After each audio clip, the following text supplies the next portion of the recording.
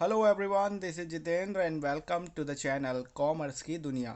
साथियों, आज की इस वीडियो में हम बात करने वाले हैं MJPRU के एम कॉम सेकेंड ईयर के पेपर सेकंड के बारे में। साथियों, इस वीडियो में हम बात कर रहे हैं आप सभी के साथ वर्ष 2022 में आए एम कॉम सेकेंड ईयर के पेपर सेकंड की। साथियों, यहाँ पर आप सभी देख सकते हैं एम कॉम फाइनल ईयर में जो कंपलसरी ग्रुप है उसका पेपर 2 फाइनेंशियल मैनेजमेंट का है। और आपको मैं बतला दूं, फाइनेंशियल मैनेजमेंट आपने कहीं ना कहीं बी कॉम में भी पढ़ा होगा। साथियों, यदि हम बात करें बी कॉम फाइनल ईयर की, तो बी कॉम फाइनल ईयर में ये सब्जेक्ट आपने पूरी तरह से पढ़ा हुआ है, इसलिए इसमें कुछ नया नहीं है। आपको एम कॉम में एज इट इज़ रिवीजन के तौर पर ये सब्जेक्ट मिल रहा है। पेपर पैटर्न की अगर हम बात करें तो आपको पूर्व की भांति यहाँ पता ही है कि 3 घंटे का आपका पेपर होता है, मैक्सिमम मार्क्स होते हैं और आपको 5 क्वेश्चन अटैम्प्ट करने होते हैं। जो 10 में से आप 5 क्वेश्चन करेंगे, इसलिए एक क्वेश्चन आपका 20 नंबर का हो जाता है। साथियों, अब बात करते हैं कि क्वेश्चन पेपर किस तरह से आया था। तो पहला जो क्वेश्चन था वो है, what is mean by financial management and what are the salient features of financial management. तो साथियों, मैं आपसे हमेशा ये कहता आया हूँ कि जिस सब्जेक्ट की भी आप तैयारी करते हैं, उस सब्जेक्ट का इंट्रो क्वेश्चन आपको हमेशा तैयार करना चाहिए।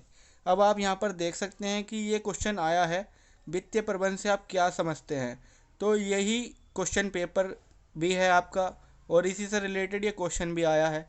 तो आपको मैं इस बार भी यही कहूँगा कि इस तरह का क्वेश्चन आप तैयार करें, क्योंकि जब भी आप फाइनेंशियल मैनेजमेंट से रिलेटेड कोई भी क्वेश्चन थियोरेटिकल आप देखेंगे, तो आप एक क्वेश्चन ऐसा बनाइए जिसको किसी भी क्वेश्चन में आप शामिल कर सकें।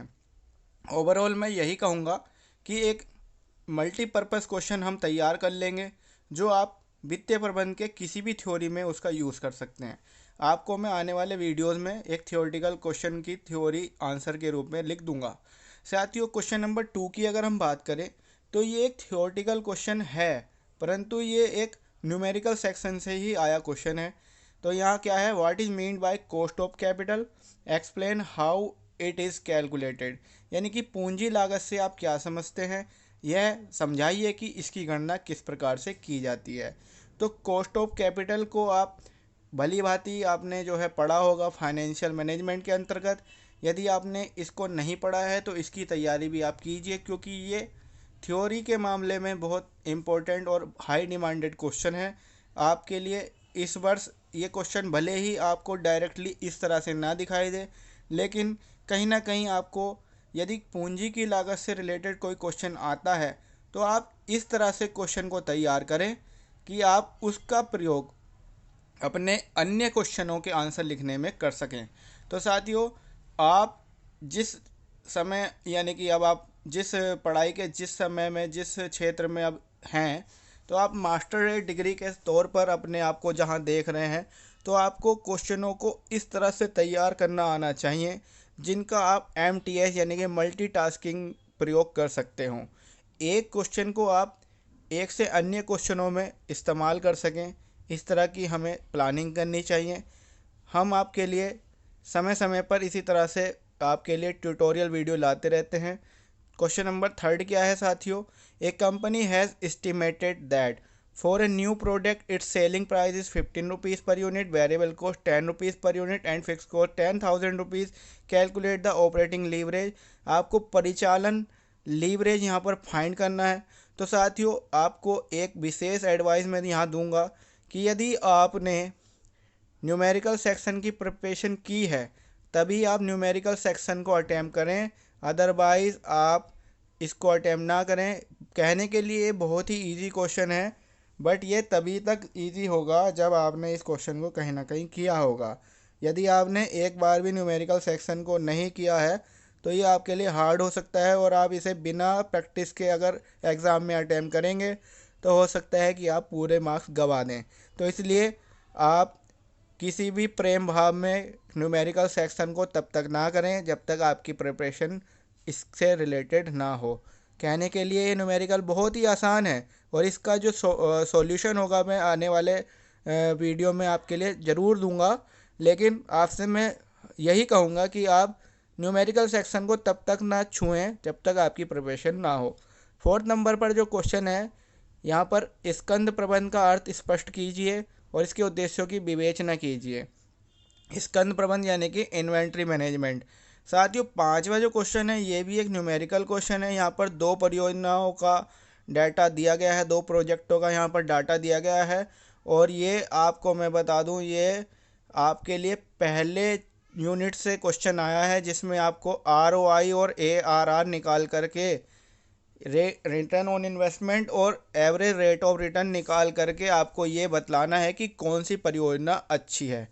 साथियों ये क्वेश्चन आपने सबसे पहली बार ज़रूर करा होगा और अगर आप इसको अटैम्प्ट करते हैं, आपको ये क्वेश्चन आता है तो आपके 20 नंबर पक्के हैं। लेकिन आपको यदि इस क्वेश्चन की कॉन्फिडेंस नहीं है तो बिल्कुल भी न्यूमेरिकल को ना छुएं, ये बार बार मैं आपको हिदायत दे रहा हूँ। तो साथियों आगे बढ़ते हैं और बात करते हैं अगले क्वेश्चन की।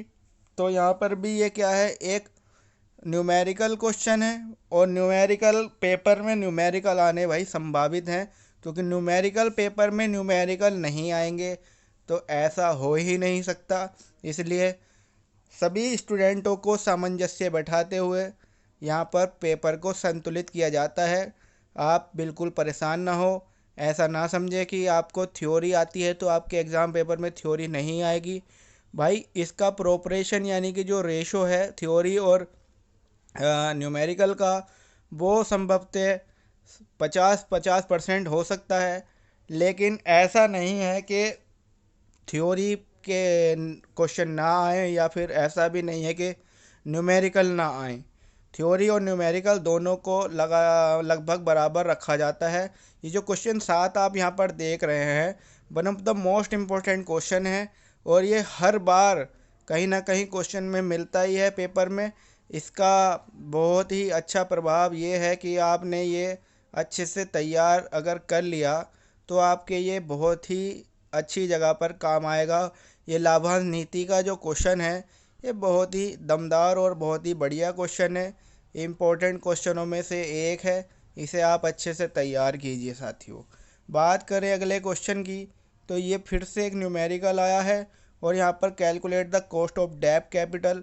बहुत ही सरल क्वेश्चन में से एक क्वेश्चन रहेगा ये, और इसे आप यदि आपको आता है तो कर सकते हैं और यदि आपको नहीं आता है तो बार बार यही बतलाया जा रहा है कि आपको अगर नहीं आता है तो बिल्कुल भी क्वेश्चन ना छुएं, क्योंकि इसे छूने से ही आप परेशान हो जाएंगे, आपके 20 मार्क्स बिल्कुल कट हो जाएंगे। ठीक है साथियों, 9th नंबर पर जो क्वेश्चन है ये देखिए क्या है। 9th नंबर का जो क्वेश्चन है, कार्यशील पूंजी को परिभाषित करें। वर्किंग कैपिटल क्या होती है उसको एक्सप्लेन करना है। आप वर्किंग कैपिटल का फॉर्मूला वगैरह यहाँ पर लिख सकते हैं। और लास्ट क्वेश्चन है, पूंजीगत बजटन यानी कैपिटल बजटिंग क्या होती है, इसके क्षेत्र और महत्व की विवेचना कीजिए। तो ये थे 10 क्वेश्चन जो आपको मैंने यहाँ पर प्रीवियस ईयर के क्वेश्चन पेपर के हिसाब से दिखाए हैं। आप इस आधार पर अपनी तैयारी कीजिए।